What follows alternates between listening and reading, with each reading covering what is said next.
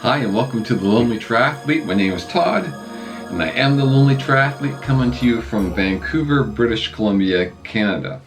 This is a podcast where I share some of my thoughts around training and racing and general life as one who trains alone. And maybe you train alone as a triathlete. And maybe you want to listen to some other triathletes' thoughts as you train. Well, if that's the case, you've come to the right spot. So this is Monday. Depending on where you are in the world, you might hear this on Monday or Tuesday, June, I don't even remember the actual date, June 12th? I don't know, whatever Monday is, that's what it is. And quick injury update. So my back is fine insofar as cycling and running goes. So I did a whole bunch of cycling this past weekend on my indoor trainer. Back is fine. I did 45-minute sessions, so not as long as I had gotten myself up to, but starting tomorrow, I think I'll start having an hour 15 sessions again on the bike. Seems like the back is fine. Running, I took a bit of a hiatus from because my right hip has just been inflamed. And it's the weirdest thing because when I hurt my back, I stopped running for like 10 days. And then when I came back to running, I ran 16 minutes. And you're telling me 16 minutes is enough to inflame my hip? Well, I don't know. I don't question these things. My hip hurt, so I just stopped running.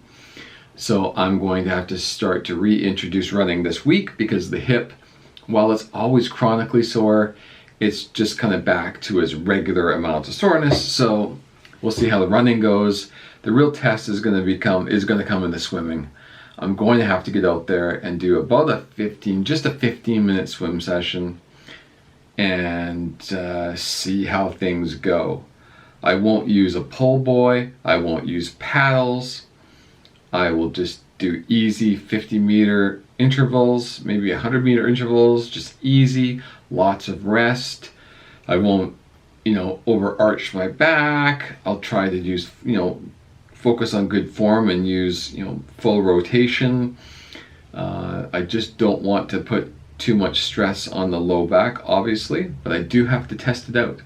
I do have to see if I can replicate the injury without trying to, you know what I'm saying?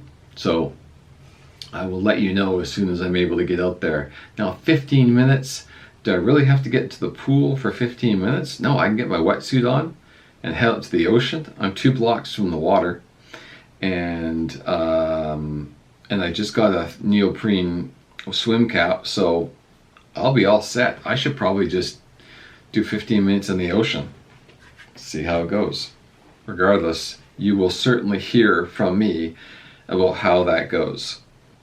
Now, before I get into my latest thoughts while training, I want to give a shout out to Dennis of West Vancouver. Dennis dropped me a line over the weekend or just before the weekend to say hi. He says, hi Todd, just want to drop you a quick note and tell you I appreciate and have enjoyed listening to your podcast.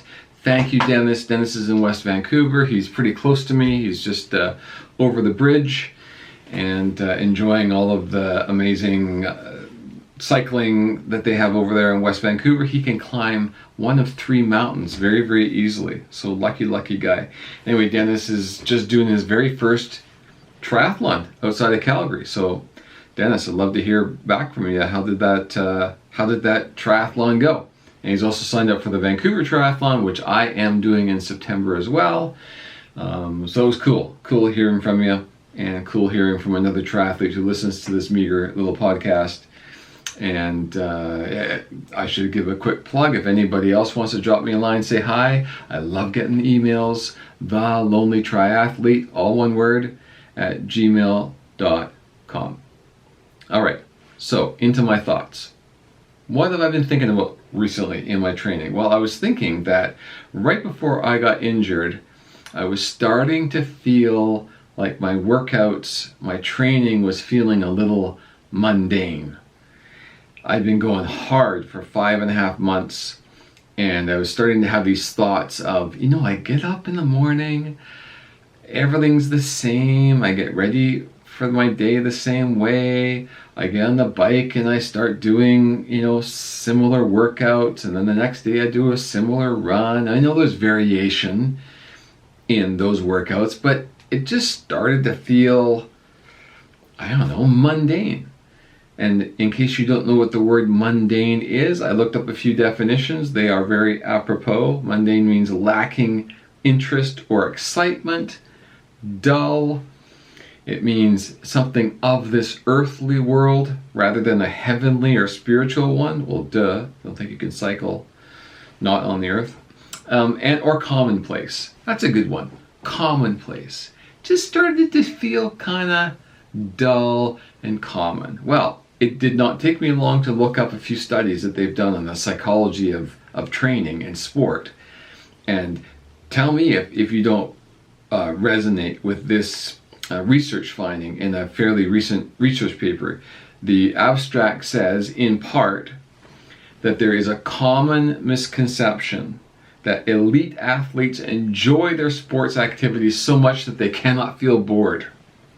However, this research reveals that boredom is a prevalent emotion. Boredom is a prevalent emotion among professional, amateur, and college athletes that impacts their performance, their brand preferences, weird, and overconsumption behaviors. I would like to know more about that. So it goes on to state that that research has indicated that episodes of boredom are common amongst athletes when they engage in order of what makes training most boring, when they engage in repetitive tasks. That's number one. When a negative mood is anticipated by other training. That's number two. When teammates show a lack of interest and seriousness, or when they must endure periods of waiting, or if there's a lack of competitiveness and goal setting, there's a lack of participation in activities. I'm not sure what that means. There's a lack of empathy with teammates and coaches, or there are infrastructure issues. Furthermore, this study presents evidence that boredom negatively impacts athletes' performance. So, obviously, not the first person to feel like their training is mundane. And so when I saw this hierarchy of things, behaviors, patterns, experiences that lead to boredom in training, I started thinking about, well, how would I overcome some of these? Now, I don't have the answers here, people. This was just a thought of mine I had recently. But I think there are solutions, especially if you run through some of those experiences. You can imagine that if we do the same workout all the time, of course, it's going to lose its novelty. It's going to feel obviously like repetitive or not irrelevant. Yeah, irrelevant. So maybe we need to make sure that we aren't doing the exact same type of workout all the time. We need to inject a little bit of change, a little bit of novelty into our training. I started running one of my routes the opposite direction on alternating days so that I don't always run the same direction on my running routes. That infused a little bit of novelty. You can go to different locations. Let's say you always show up at the same track to do your speed intervals. Well, go to a different track. Try doing speed intervals just on a flat course or on a road course, not even on a track, right? Spice things up. Try not to get stuck in a rut when it comes to patterns, right?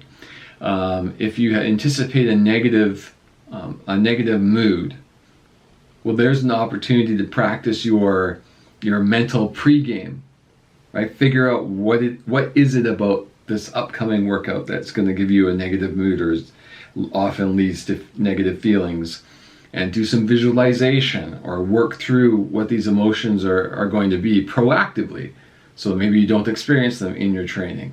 Right? Goal setting. So if you're finding that you're just going through the motions and you're not really sure why, so like, why are you doing a base run today versus an interval run versus a tempo run versus a threshold run? Like, why are you doing that VO2 max workout on your bike when you could be doing a longer endurance ride?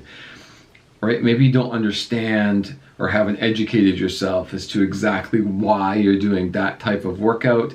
Maybe you haven't set specific enough goals for that week or that month or even that year, right? Which leads me to maybe you need to inject some racing into your life. I know a lot of us don't race necessarily. We like to swim, bike, run.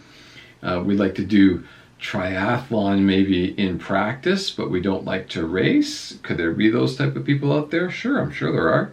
Well, maybe we need to throw a race in there, or a race we've never done before, some sort of goal to stimulate us and help us break out of this feeling that what we're doing is monotonous. So I guess my point is, you're not alone if you feel like your training is getting boring.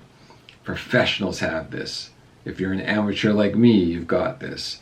So be encouraged that there are things that you can do to resist and or break out of the boredom of your training. Anyway, there's a lot to think about there. So I'll leave you and let you think about these things.